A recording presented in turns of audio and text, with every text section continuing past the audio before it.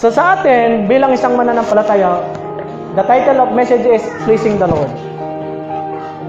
Sabi doon sa talata, Hebrews 11 verse 6, without faith, it is impossible to please Him. What is faith? Faith is explained in verse 1. Faith is the substance of things hoped for, the evidence of things not seen. Sa verse 2, by faith, the elders obtained a good report. Through faith, we understand all things. Bakit ka ngayon sumasamba? Bakit ka narito, napunta sa church? Bakit ka nagba-Bible study? Because we understand all things. Because God has given us the spirit of understanding, the spirit of truth. Sabi sa verse 4, Hebrews chapter 11, kasi by faith, by faith, by faith, by faith. Without faith, mga kapatid, we cannot please the Lord. Kung walang pananampalataya, you cannot and you will not ever please the Lord. Hindi po. Hindi natin kayang i-please ang Diyos. Book of Faith, Hebrews chapter 11 verse 4. Sabi dyan, by faith, tingnan natin yung mga halimbawa diyan sa Hebrews chapter 11. By faith, Abel offered unto God a more excellent sacrifice than Cain, by which he obtained witness that he was righteous, God testifying of his gifts, and by it, he being dead, yet speaketh. Okay, number 1. Paano natin mapiplease ang Diyos? Number 1, with excellent sacrifice. Sabi dun sa talata, Abel, sabi dyan, si Abel, by faith Abel offered unto God a more excellent sacrifice. So gusto ni Abel na i-please ang Diyos with excellency of sacrifice. Lord, yung the best ko, ayaw kong gagawin yung bagay na ito na hindi makakapagluwalhati sa iyo. Ayaw ko nang okay na, yung medyo okay na yan. Lord, gusto ko yung the best ko. I want to honor you, praise you, and give reverence to you. Because I want excellent sacrifice. By the way, nag-sacrifice parehas po sila, no? Si Cain at ni Abel, magkapatid po sila. Magbibigay sila ng handog sa Diyos. Minsan ang problema, no? Gusto natin yung magbigay tayo ng paglilingkod sa Diyos, yung handog sa Diyos, yung sacrifices ay hindi excellent. Minsan ay okay na ito. Paano mapiplease ang Diyos? With excellent sacrifice. Yung nahihirapan ka, yun ang gusto ng Diyos eh. Na kahit malayo ka, magsisikap ka na maglingkod sa Diyos. Magsasakripisyo ka ng punong-puno ng may paghihirap. Katanggap-tanggap yan sa Diyos. Na maghahatid ka kahit maulanan ka. Maghahatid ka, nakakapagod po. Mag-drive ng motor. Kaya, pinapasalamatan natin yung mga rider na walang sawang maghahatid doon sa mga taga-Cagsiay-2 na magsusundo.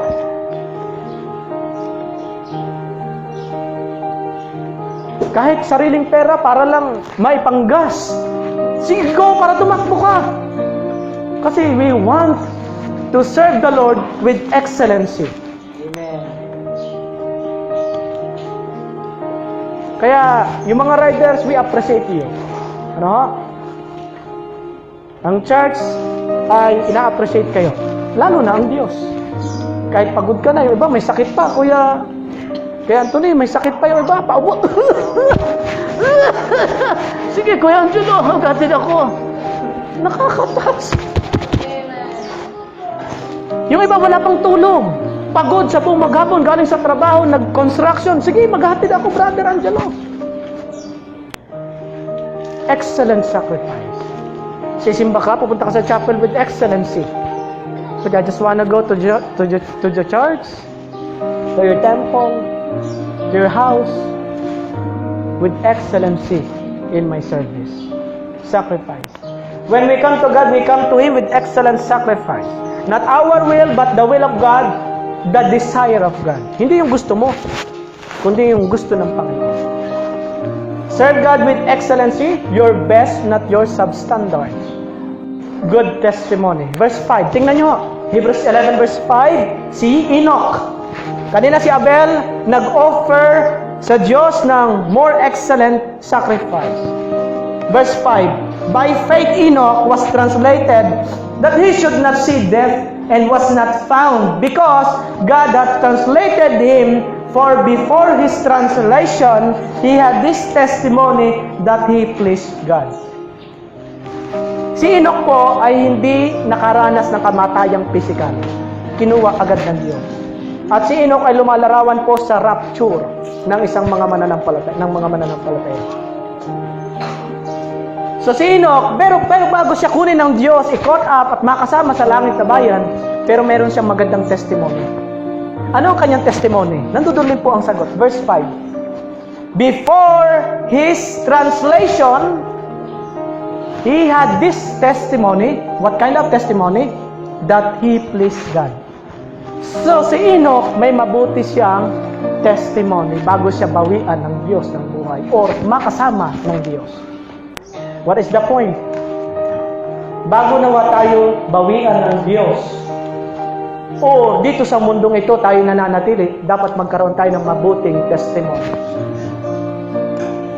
Yung pananalita mo noon, hindi mo na pananalita ngayon. Hindi ka na dapat nagmumura. Minsan may nagugulat, ay, PI, TI. Yeah? Hindi na yon, wala na yon. Maruming pag-iisip, maruming pananalita, maruming buhay. Meron kang mabuting testimony. Enoch had a good testimony before he left the world. Keep your testimony good. Live a life of good testimony. We please God, not men. Enoch pleases God. Enoch walked with God. Number 3. Moved with fear. Move with fear. How to please the Lord? Number 1, with excellent sacrifice. Number 2, with good testimony. Number 3, with or move with fear. Anong ibig sabihin, Brother Angelo? Tingnan niyo po, verse 7. By faith Noah, being warned of God of things not seen as yet, moved with fear, prepared an ark to the saving of his house, by the which he condemned the world, and became heir of the righteousness which is by faith. In other words, si Noah ay inutusan ng Diyos na magtayo ng arko. Diba? Sa human thinking, human logic, not counted. Pero mapapansin natin, siya ay ginawa niya, nag-take action siya. Why? Because of fear. Ano yung fear? Natatakot mo sa Diyos, Lord, sige po, gagawin ko po yun. Hindi yun. Ang moved with fear or nag-take action siya because of the word fear. Fear is the word that refers to holy fear, high reverence, high respect. Madismaya, ayaw po tang madismaya, Panginoon.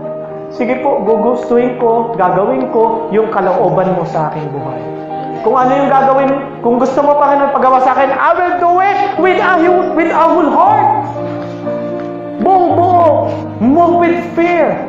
He was motivated by fear. High reverence.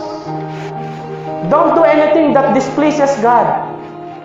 At alam natin si Noah, ginawa niya yung arko without doubt. Kasi gusto niyang luwalhatiin ang Panginoon. Noah moved with fear. Fear means high respect or reverence to God. Noah moved with fear. We must be motivated by holy fear. The fear of the Lord is the beginning of wisdom. The fear of the Lord. Number 4. Number 1, excellent sacrifice, good testimony, move with fear. Number 4, look for a city whose builder and maker is God. Verse 8 to 19. In po, ito mo ito kay Abraham. Sabi dyan, by faith Abraham, when he was called to go out into a place which he should after receive for an inheritance, obeyed, and he went out not knowing whither he went. Si Abraham po ay tinawag ng Diyos doon sa kanyang bayan at naglakbay nang hindi niya alam kung saan pupunta. Napakahirap nun, kay Noli. Paglalakbay ka kung hindi mo alam kung saan ka pupunta. Saan ka pupunta? Ay, dyan lang. Saan dyan? Basta. Pero mapapansin natin, si Abraham po, kung babasahin na natin, matatagalan tayo, siya ay naglakbay. Bakit kaya naglakbay? Verse 10. Tingnan niyo po. Verse 10. Sabi sa verse 10, Abraham, for he looked for a city which had foundations. Sabi diyan, whose builder and maker is God. Mga kapatid, kung bakit siya naglakbay, ang kanyang hinahanap ay yung bayan ng Diyos.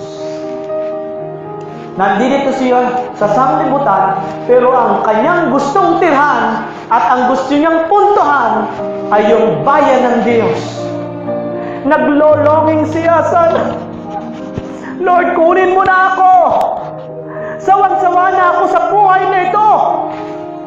Gusto ko nang manahan sa iyo magpakalanman, na ako hindi naiiyak, na ako hindi na mahihirapan, hindi na ako magkakasakit. That's Abraham. Sabi niya, better country. Sa verse, at sa John chapter 14, 1-3, di ba? Sabi ng Panginoon, huwag kayong magulumihanan ang inyong mga puso. Manampalataya kayo sa Diyos, manampalataya rin kayo sa akin. Sa tahanan ng aking Ama ay maraming mansyon. At kung ako'y pupunta roon at ipaghahanda ko kayo ng matitirahan at matapos kong gawin yung mansyon na yon, babalik ako at dadalhin ko kayo kung saan ako duroon, kayo'y duroon din naman. What a promise! Mga kapatid, yan yung gusto ni Abraham. Sabi dyan, for he looked for a city with a foundation, whose builder and maker is God. Mga kapatid, ano ang ating hinahanap? Makapagpatayo ka ng malaking bahay, 2nd floor, 3rd floor, 5th floor, 50th floor. Hindi yun. Ang kanyang hinahanap, mga kapatid, ay heavenly city.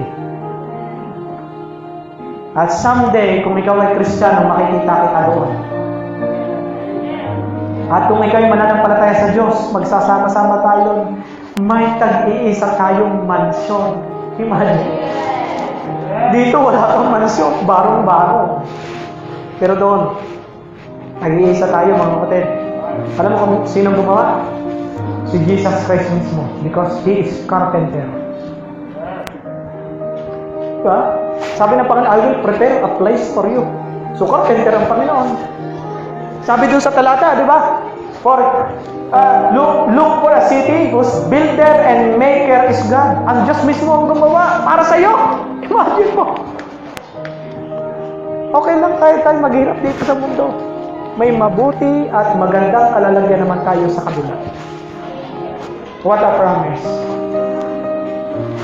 Better country, heavenly city. Set your affection on things above, not on things on the earth. Where do you spend your time? Ang tanong, where do you spend your time? Is it for heaven? Or is it for earth? Heavenly ba? Pag-spend mo ng time, mag-ML ako para ako makapag-ipon ng kayamanan sa langit. Yun ba yun? Savage! Diba? First blood! No. Mag-spend tayo ng panahon, ng oras, ng lakas, yung ating talento para doon, hindi para dito. Number 5, verse 20 to 21. Mabilis na po ito. 20-21, by faith Isaac blessed Jacob and Esau concerning things to come. By faith Jacob, when he was dying, blessed both the sons of Joseph and worship leaning upon the top of his staff. The point is, be a blessing. Bago namatay si Isaac, si Jacob, naging blessing muna sa kanilang mga anak. Naging blessing sa kanilang mga katulong. Naging blessing sa buong bayan. So tayo mga kapatid, how to please the Lord? Be a blessing. Maging pagpapala ka sa iba. Hindi maging katitisuran sa iba. Maging blessing tayo. Sikapin natin na tayo maging blessing sa ibang tao. Of course, sa household of faith, to all believers. Maging blessing tayo. Before you die, would you please be a blessing to others? Leave a legacy, godly legacy. Okay, and last. Yun, matatapos na tayo. Last, number 6. Number 1, excellent sacrifice, good testimony, moved with fear, look for a city whose builder and maker is God, be a blessing. Number 6, be not conformed to this world. Verses 23 to 29. Tingnan nyo ho. Sabi dito, by faith Moses, when he was born, was hid 3 months of his parents because they saw he was a proper child, and they were not afraid of the king's commandment. By faith Moses, when he was come to years, refused to be called the son of Pharaoh's daughter. Verse 25, choosing rather to suffer affliction with the people of God than to enjoy the pleasure of sin for a season. Verse 26, esteeming the reproach of Christ greater riches than the treasure of Egypt, for he had respect unto the recompense of the reward. Mga batid, be not conformed. Huwag tayong makipamatok. Romans chapter 12, be not conformed to this world, but be transformed by the renewing of your mind. Mag-iba na tayo ng pag-iisip. Kaya ang Kristiyano may kakaibang pag-iisip yan. Yung isip ng sanglibutan, hindi mo naisip ngayon. Kung sila ay nag-spend ng maraming time sa mundo, ikaw, hindi. Ibahin mo ako, Kristiyano ako, mag-spend ako ng reward, mag-invest ako sa langit, hindi dito sa mundo. Moses chose to suffer affliction with the people of God than to enjoy the pleasure of the world. Love not the world, neither the things that are in the world. If any man love the world, the love of the Father is not in him. 1 John 2:15, yung binanggit ko ho. Conclusion. Tanong. Do you please God in your life? Sagutin niyo po sa inyong sarili. Do you please the Lord in your life? Do you enjoy God in your life? Na-enjoy mo pa ba ang Diyos? Lord, gusto ko mas maraming panahon sa iyo. Lord, gusto ko sa iyo lang ako. Yung puso ko sa iyo. Yung isip ko sa iyo. Yung sarili ko sa iyo. Ikaw ang lahat-lahat sa akin. You are enough for me, Lord. Did you put your trust on Him always? Lord, gagawin ko ang isang bagay na ito, magdidesisyon ako, magpaplano ako, may ambition ako, mag-aaral ako. I trust you, Lord. Are you willing to displease others just to please Him in your life? Handa ka bang i-please ang Diyos kahit yung iba hindi mo ma-please? Pleasing the Lord. Tayong lahat ay tatayo, tayo po'y manalangin. Amang nasa langit, salamat po sa salita mo na patuloy na nangungusap sa amin. Sometimes we do not please, and not sometimes, many times, a lot of times, nadidisplease namin kayo, Panginoon, sa aming patawad po. Salamat sa rebuke. Salamat sa edification. Salamat po sa correction. Salamat po sa instruction in righteousness. That a man of God may be perfect, truly furnished unto all good works. Salamat sa mga bisita namin na nakinig, na walang sawang pumupunta sa simbahan para luwalhati ka, Panginoon. Maraming salamat po sa oras nito.